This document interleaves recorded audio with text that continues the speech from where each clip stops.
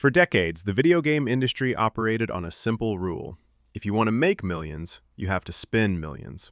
We are talking about AAA giants with $200 million budgets, armies of developers, and marketing campaigns that cost more than a Hollywood blockbuster. But in the last 10 years, something strange happened. A new challenger appeared. They didn't have 4K photorealistic graphics. They didn't have massive open worlds. Some of them barely had a budget at all. Yet games like Five Nights at Freddy's and Playtime aren't just competing with the big dogs, they are outselling them. They are generating hundreds of millions of dollars, dominating YouTube, and spawning movies that gross nearly $300 million at the box office. Today, we are breaking down the business of Mascot Horror. How do these low-budget indie games turn simple jump scares into billion-dollar empires? The first secret to their success is something AAA studios can't buy, no matter how much money they burn: the viral loop. Traditional games spend millions on TV ads and billboards. Indie horror developers, however, realize that the modern currency of attention isn't graphics, it's reactions. Five Nights at Freddy's didn't blow up because of a press release. It blew up because it was tailor-made for YouTubers. The game design was static, the controls were simple, but the tension was unbearable. This created the perfect environment for Let's Play content. Every time a major creator like Markiplier screamed at a jump scare, it was effectively a $1 million commercial aired for free. These developers aren't just making games, they are building content engines for streamers. They intentionally design moments that are clippable, moments guaranteed to make you jump, scream, or laugh. This free marketing creates a snowball effect that propels a low-budget game into the cultural stratosphere overnight.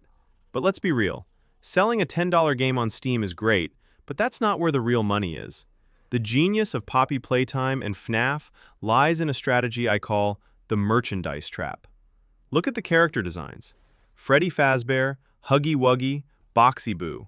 What do they all have in common? They are terrifying in the dark, but kinda cute in the light. This is the mascot horror genre. These characters are designed as toys first and monsters second. While AAA games struggle to sell t-shirts, these indie games are selling millions of plushies, action figures, lunchboxes, and backpacks to kids who might not even be old enough to play the game. Playtime literally takes place in a toy factory. The game itself is an advertisement for the toys you can buy in real life. It is a brilliant, self-sustaining ecosystem.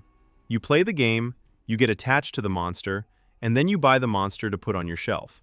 That is how a low-budget digital download transforms into a retail juggernaut. Now you might ask, why do people stay interested for years? The answer is the lore economy. If you play a standard shooter campaign, you finish it and you move on. But these indie horror games are built like puzzles. They are intentionally vague. They hide the story in background details, newspaper clippings on the wall, static-filled VHS tapes, hidden audio files. This turns the community into detectives. Channels like The Game Theorists have built entire careers dissecting the timeline of FNAF. This creates an addiction. Fans aren't just playing, they are studying. They stay engaged between game releases because they are trying to solve the mystery. Who is the purple guy? What is the prototype? This engagement keeps the game relevant on social media for years, keeping the sales consistent long after the initial hype has died down. It's a way to maintain a massive active user base without needing to constantly release expensive DLC. Finally, we have to talk about accessibility. A new AAA game costs $70 and requires a $500 console or a powerful PC to run. That instantly limits your audience. Five Nights at Freddy's and Playtime went the opposite direction. They run on almost anything. They were ported to mobile phones quickly. Playtime made its first chapter free to lure you in.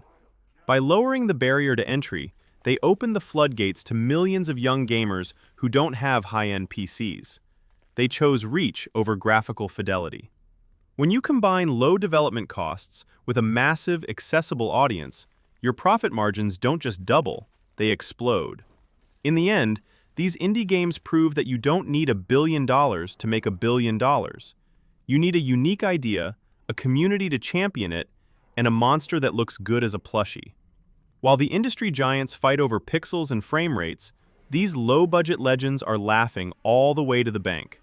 Thanks for watching.